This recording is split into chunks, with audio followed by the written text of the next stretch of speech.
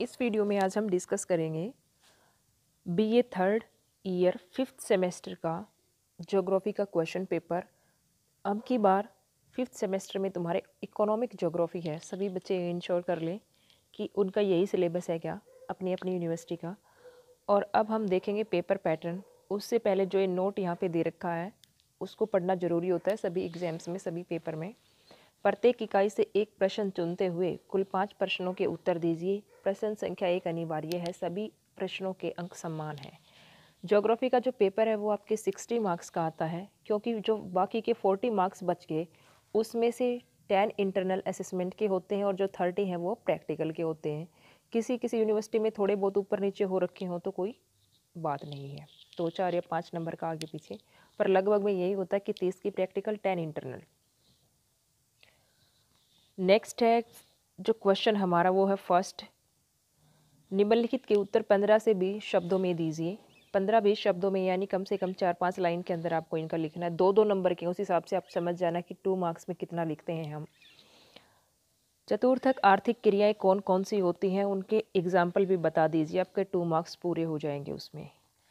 वर्षा जल संग्रहण, वर्षा जल संग्रहण क्या होता है, उसके साथ साथ आप इसमें ये भी एग्जाम्पल दे सकते हैं कि भारत में कहाँ कहाँ पर इस तरह का वर्षा जल संग्रहण कौन कौन से राज्यों में किया जाता है, कमी है, इस तरह से बता सकते हैं। 2 नंबर आराम से आ जाएंगे, अच्छे से। बल्कि कोयले का महत्व, फसल प्रतिरूप, प्रौद्योगिक ध्रुव, धनात्मक तथा ऋणात्मक व्यापार संतुलन। क्वेश्चन नंबर 2 है, इकाई 1 दे रखी है, इसमें से कोई एक आपको करना है। चाहे 2 अच्छे से आता है तो 2 का क्वेश्चन अटैम्प्ट कीजिए, 3 का आता है तो 3 का। आर्थिक भूगोल को परिभाषित कीजिए, आर्थिक भूगोल की प्रकृति एवं क्षेत्र का वर्णन कीजिए। दूसरा है एकत्रीकरण तथा आखेट साधारण प्राथमिक व्यवसाय है और मुख्यतः आदिम जातियों द्वारा अपनाए जाते हैं, इस कथन की पुष्टि कीजिए। सेकंड जो है इकाई, वो है संसाधनों के उद्भव के आधार पर वर्गीकरण कीजिए तथा जैव एवं अजैव संसाधनों में अंतर स्पष्ट कीजिए। बहुत ज़्यादा इजी आया हुआ है। सेकंड है इसके ऑप्शन में, ऊर्जा के संसाधनों का संरक्षण किन किन उपायों द्वारा संभव है, विस्तार पूर्वक लिखिए। आप इनका डिवीज़न कीजिएगा, जैसे मैंने पहले वाले पेपर में भी बताया था। संसाधनों के बारे में बताओ थोड़ा सा, उद्भव के आधार पर वर्गीकरण कीजिए, इस तरह से। फिर जो जैव है 4 और 4, पहले भूमिका बनाओगे संसाधनों के बारे में, फिर वर्गीकरण लिख दोगे। इस तरह से आपके 12 नंबर अलग अलग आ जाएंगे पूरे अच्छे तरीके से। ये नहीं कि आप एक पोर्शन को बिल्कुल छोटा कर दें और दूसरे पोर्शन को ज़्यादा खींच दें, एक डिवीज़न होता है मार्क्स का भी।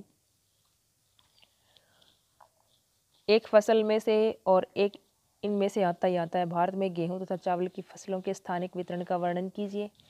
6 का गेहूं में कर दोगे, 6 का चावल में, 12 हो जाएंगे इस तरीके से। ऐसे नहीं गेहूं थोड़ा लिख दिया, चावल ज़्यादा बड़ा लिख दिया, इस तरह से आप नहीं करेंगे।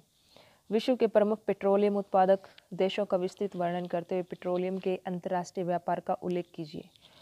उत्पादक देशों का विस्तृत वर्णन 6 और फिर अंतर्राष्ट्रीय व्यापार भी 6, इस तरह से नंबर। भारत में लोहा इस्पात उद्योग के स्थानीयकरण के जिम्मेदार कारकों का वर्णन करें। भारत में लोहा इस्पात उद्योग के वितरण उत्पादन का वर्णन करें। बहुत ही अच्छा क्वेश्चन है ये। स्वेज नहर के बारे में विस्तृत भौगोलिक विवरण दीजिए तथा इसके अंतर्राष्ट्रीय प्रभाव के बारे में लिखिए। शायद 1869 में इसको ओपन किया गया था।